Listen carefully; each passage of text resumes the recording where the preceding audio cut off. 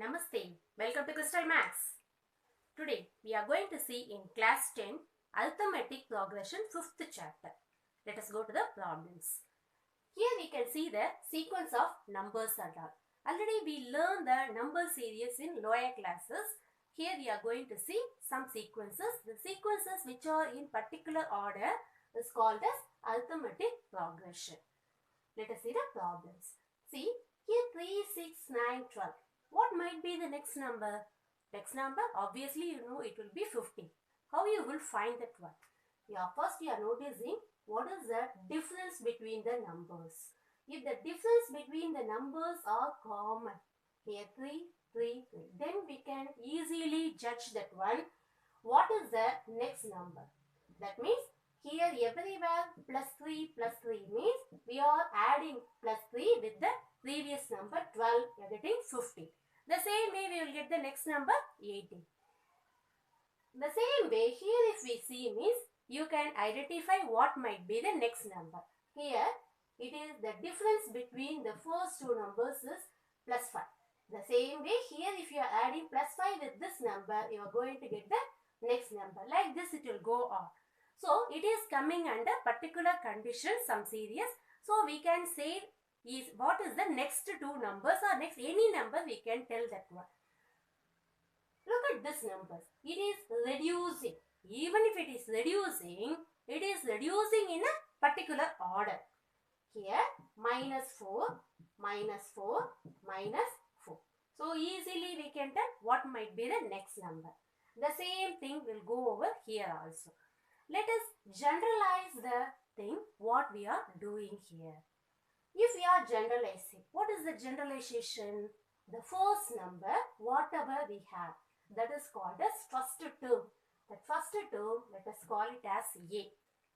And the difference in the sense, the numbers were A, second number minus first one or third one minus second one. Like this, if we see the difference, the first letter we can take as D. And how we are getting the second term? First term is A.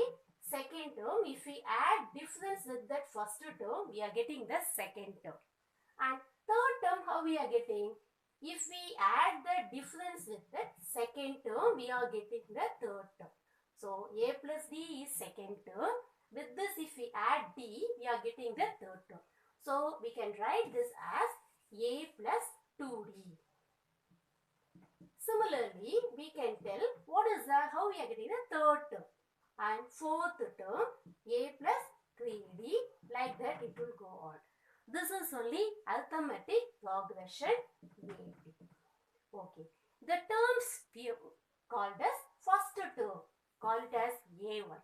Second term, this A plus B, call it as A2.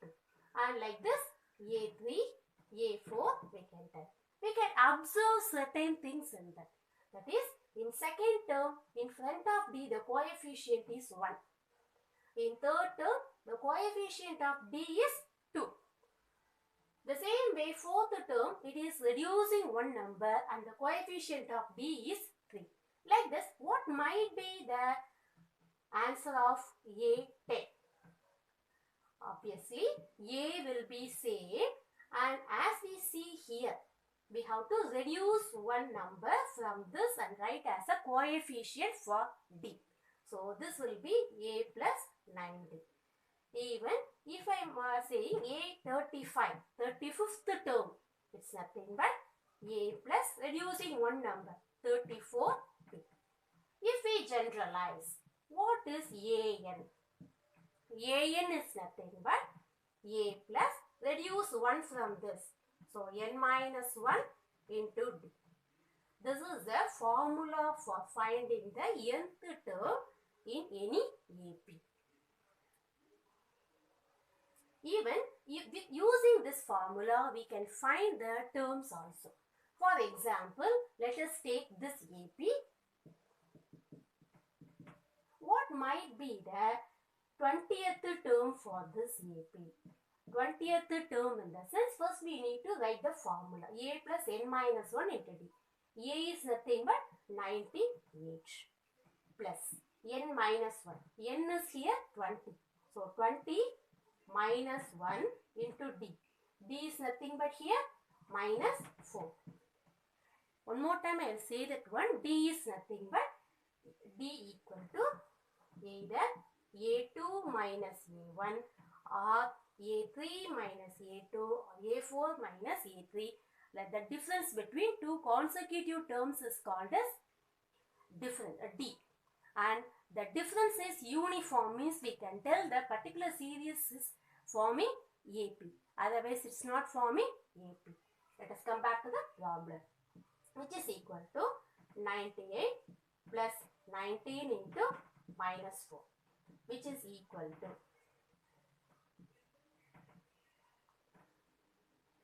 answer is 22. Even using this formula, we can find nth term of the given AP. Let us see some examples. Determine the AP whose third term is 5 and seventh term is 9. Third term in the sense A3 will be equal to 5. A3 is 5 means we can write that one. This is nothing but A plus 2D. And seventh term is 9. A7 equal to A plus 6D, which is equal to 9. If we solve these two equations, we will get A and T. Then we can form the AP. If we are subtracting, A7 minus A3 gives 4D will be equal to 4. So D equal to 1. The same way what we did in linear equation in two variables, we can solve the problem. If you are substituting B value over here, we are getting A value will be equal to 3. If we know the value of A as well as B, we can form the AP. So AP is nothing but first term 3, 3 plus 1 4, 5, 6, like this we can mention the terms. So let us see the next problem. Check whether 301 is the term of AP. AP is given. From the AP, we can decide what is A, what is D, everything. So, it's given A. A is nothing but 5 here. And D will be equal to the difference 11 minus 5. We can take that one. That is nothing but 6.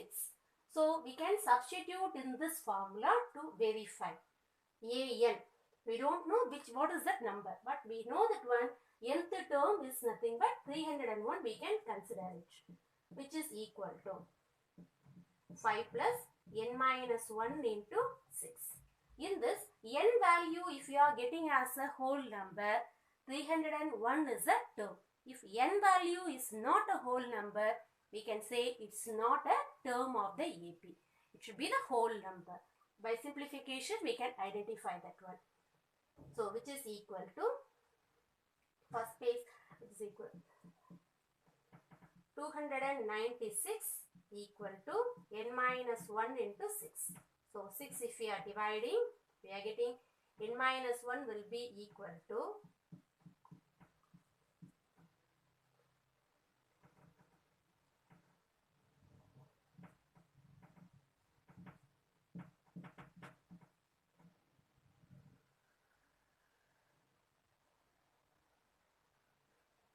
so it's not coming in a whole number, so we can say it's not forming AP.